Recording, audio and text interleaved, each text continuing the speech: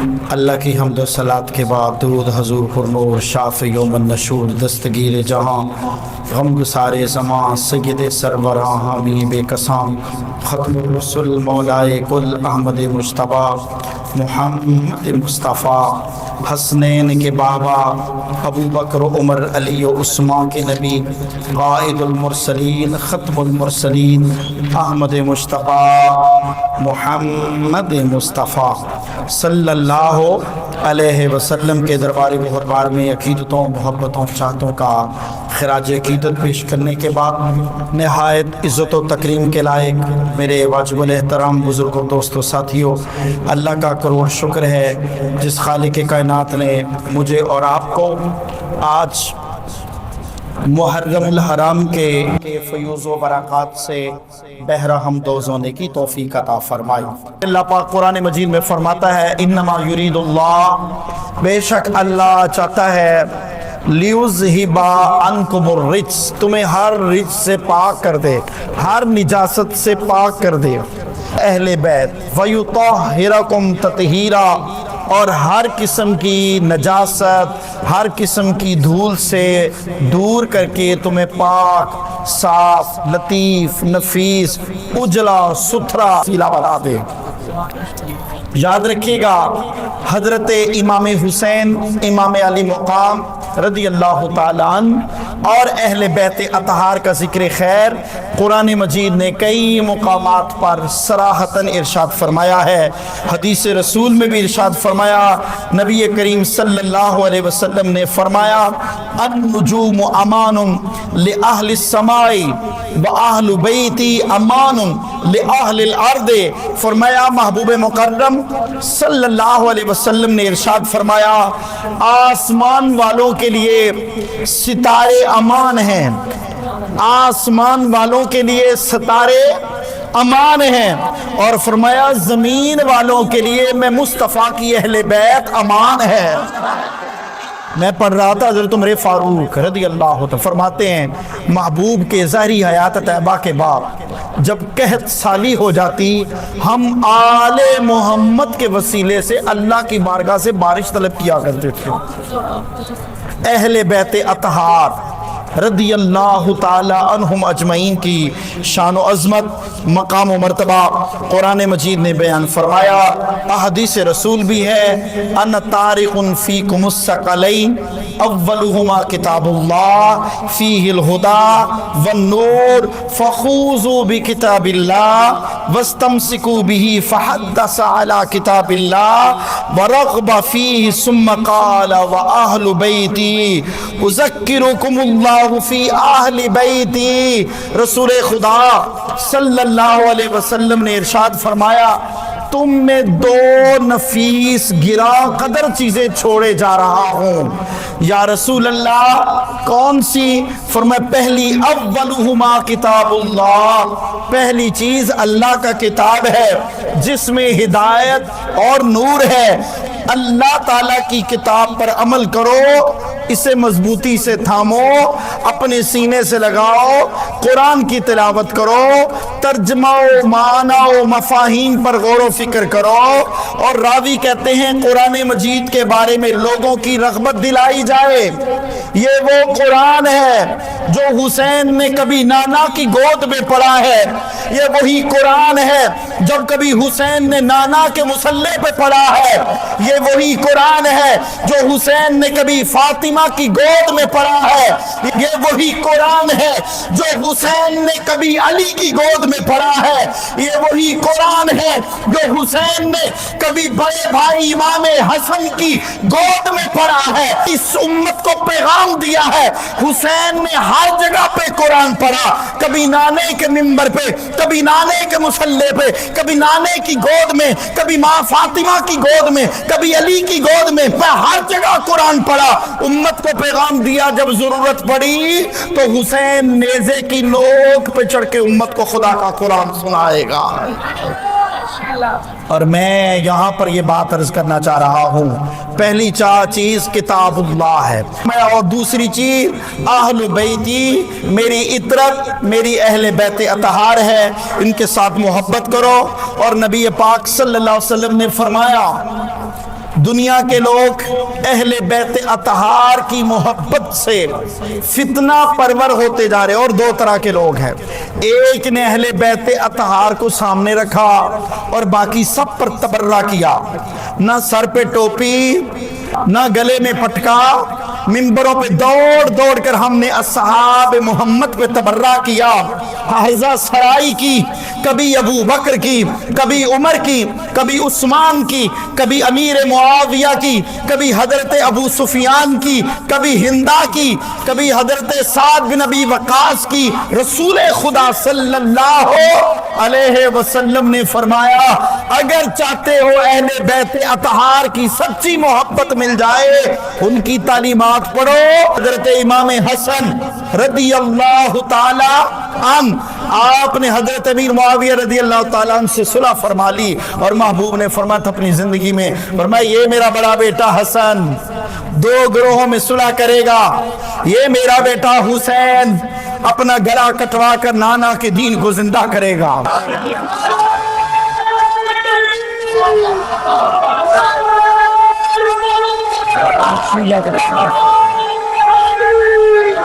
فرمایا اور پھر فرمایا اثبتکم علی الصراط اشدکم حبا لأہل بیتی واصحابی۔ محبوب مکرم کا فرمان ہے تم میں سے پل صراط پر ثابت قدم وہ رہے گا جو میری اہل بیت سے بھی محبت کرے اور مصطفیٰ کے صحابہ سے بھی محبت کرے۔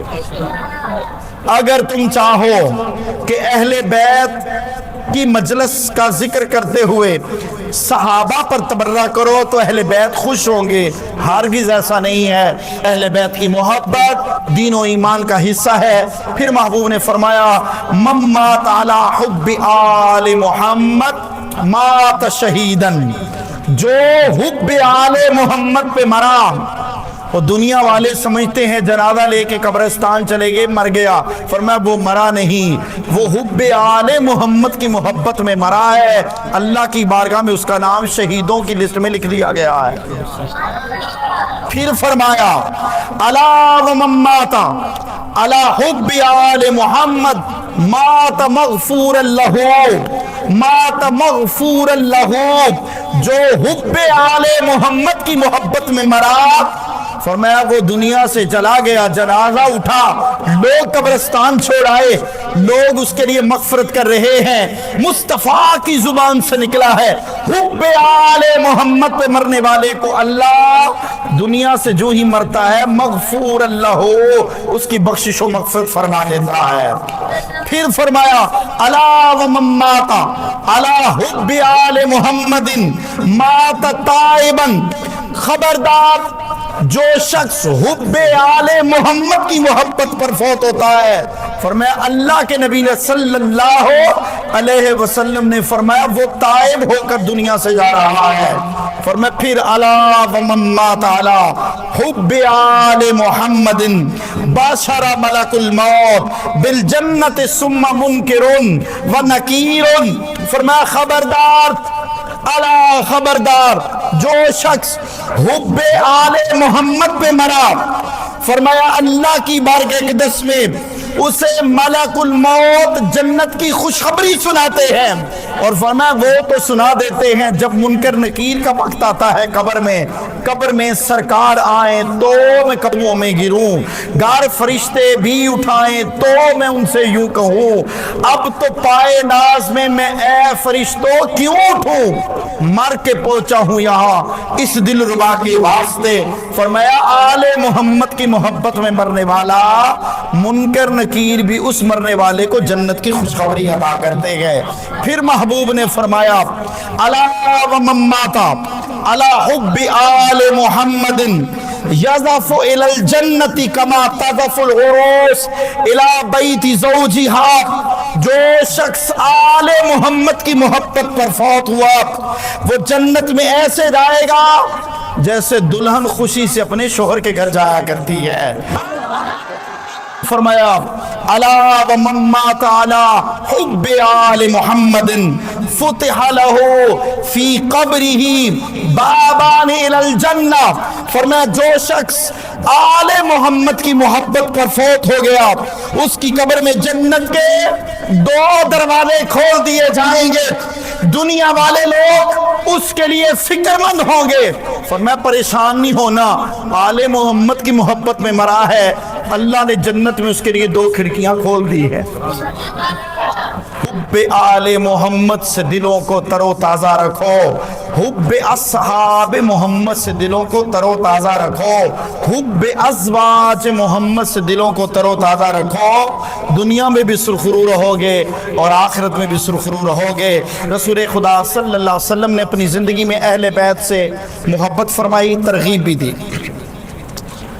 محبوب مکرم صلی اللہ علیہ وسلم کی زندگی میں امام حسین رضی اللہ تعالی اہل بیت کا چشم و چراغ، آپ کی شہادت کا یہ ماہ مبارک ہے۔ اور یاد رکھنا، دنیا کے بڑے بڑے شہید جب شہادت کا رتبہ پاتے ہیں تو دنیا میں ان کی شہادت کی خبر عیاں ہوتی ہے۔ حسین ابن علی وہ ابھرتا ہوا سورج، وہ ابھرتا ہوا کائنات کا چشم و چراغ ہے۔ فرمایا ابھی ولادت ہوئی 5 شعبان المعظم 4 ہجری، سیدہ فاطمہ الزہرا کے ہاں ولادت ہوئی۔ محبوب مکرم صلی اللہ علیہ وسلم نے بیٹی فاطمہ سے فرمایا میرے پاس لے آؤ، گود میں لایا حسین ابن علی کو۔ محبوب مکرم صلی اللہ علیہ وآلہ وسلم نے اپنا لعاب اقدس چٹوایا، امام حسین رضی اللہ تعالیٰ عنہ کو محبوب نے اپنی آغوش میں لیا۔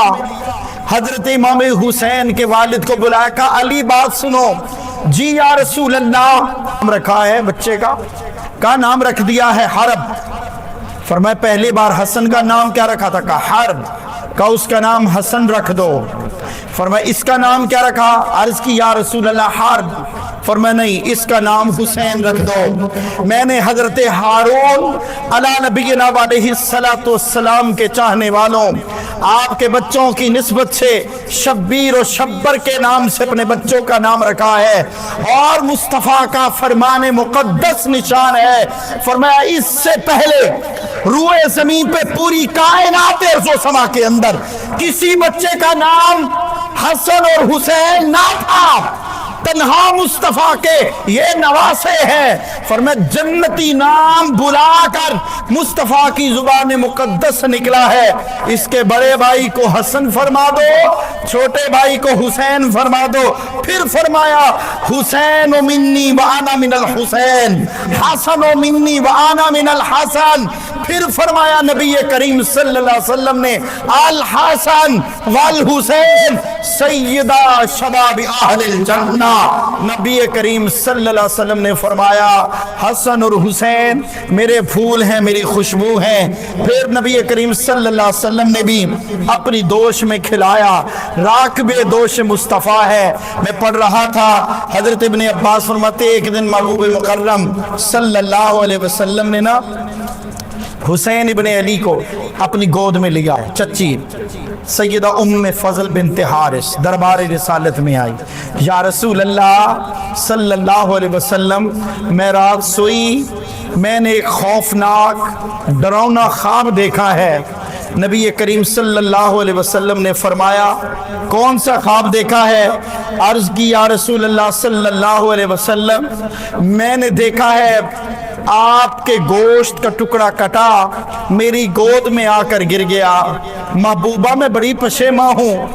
فرماتی محبوب کی بارگاہ میں حاضر ہوئی، حضور کی بارگاہ اقدس میں، حضور کی آغوش میں شہزادہ حسین ہے اور چشمان مقدس سے آنسو بہ رہے ہیں۔ ذرا تصور میں لائیے گا وہ مجلس، وہ محفل جس میں کائنات کے مالک و وارث امام الانبیاء ہو، دوش پہ شہزادہ امام حسین ہو، چچی ام فضل بنت حارث سامنے کھڑی ہو، اور حجرہ فاطمہ الزہرا سے سیدہ فاطمہ دیکھ رہی ہو۔ عرض کی محبوبہ آپ چشمان مقدس سے آنسو کیوں بہ رہے ہیں؟ یا رسول اللہ بچوں کی ولادت پہ خوشیاں منائی جاتی ہے، آپ کی آنکھوں سے آنسو بہ رہے ہیں۔ فرمایا چچی تم گود میں لیٹے حسین کو دیکھ رہی ہو، میں کربلا کے میدان کا منظر دیکھ رہا ہوں جب حسین گھوڑے کی ٹاپ سے تشریف لائے گے۔ نانا حسین شہید ہو گیا ہے۔ کسی نے کیا خوب لکھا، جستجو ہے اس شاہ مشرقین کی، مقصود ہے اس شاہ نور عین کی، مطلوب ہے جہاں کو قیادت حسین کی۔ ہر سو یزیدیوں کا زمانے میں شور ہے، ہر سو یزیدیوں کا زمانے میں شور ہے، منشور آج پھر ہے ضرورت حسین کی۔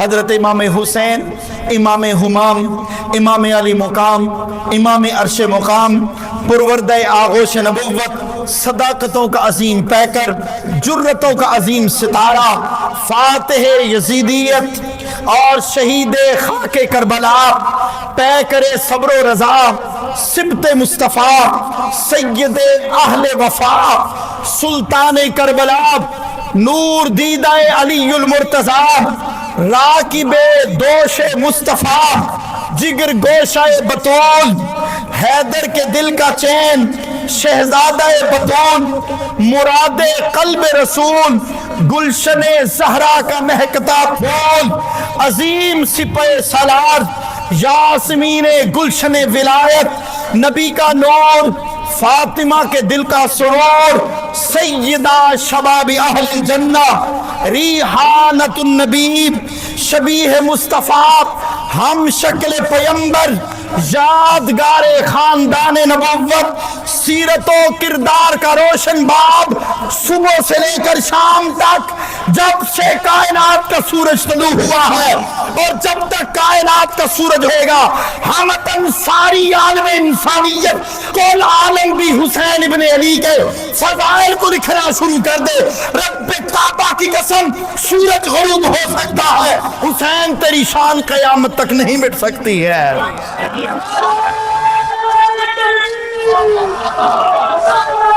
محرم کا ماہ مبارک ہے، اس سے پچھلا مہینہ ذوالحجہ کا مہینہ تھا۔ ذوالحجہ کے مہینے میں بھی قربانی ہوئی، جسے حضرت اسماعیل ذبیح اللہ کی قربانی کہی جاتی ہے۔ اس مہینے میں بھی قربانی ہوئی، جس کو شہزادہ امام حسین کی قربانی کہی جاتی ہے۔ وہ قربانی جب ہوئی تاریخ 10 ذوالحجہ تھی، ادھر قربانی ہوئی تاریخ 10 محرم الحرام ہے، ادھر قربانی ہوئی میدان منا کا تھا، ادھر جب قربانی ہوئی میدان کربلا کا تھا، ادھر جب قربانی ہوئی وہ بھی نبی کی آل تھی، ادھر جب قربانی ہوئی یہ بھی نبی کی آل تھی، ادھر جب قربانی ہوئی ان پر اللہ اور اس کے فرشتے قرآن میں درود و سلام پڑھتے ہیں، ادھر 10 محرم کو جو قربانی ہوئی ان پر بھی اللہ اس کے فرشتے اور درود و سلام پڑھتے ہیں۔ ادھر جب قربانی ہوئی وہ نبی کی آل تھے، نبی کے بچے تھے، ادھر جب قربانی ہوئی یہ نبی کے نواسے تھے۔ ادھر جب قربانی ہوئی اللہ کا قرآن فرماتا ہے وَكَذَلِكَ نُرِي إِبْرَاهِيمَ مَلَكُوتَ السَّمَاوَاتِ وَالْأَرْضِ، ہم نے زمین و آسمان آپ کے سامنے بنائے ہیں۔ ادھر جو 10 محرم الحرام والے تھے ان کے نانا کے لیے نے فرمایا نبی ہم نے کل کائنات ارض و سما آپ کے لیے بنائے ہیں۔ فرمایا ان کا جب ذکر آیا فرمایا وَاذْكُرْ فِي الْكِتَابِ إِبْرَاهِيمَ، ہم نے قرآن میں ابراہیم آپ کو ذکر کر دیا ہے۔ 10 محرم کو جو قربانی ہوئی اللہ فرماتا وَرَفَعْنَا لَكَ ذِكْرَكَ،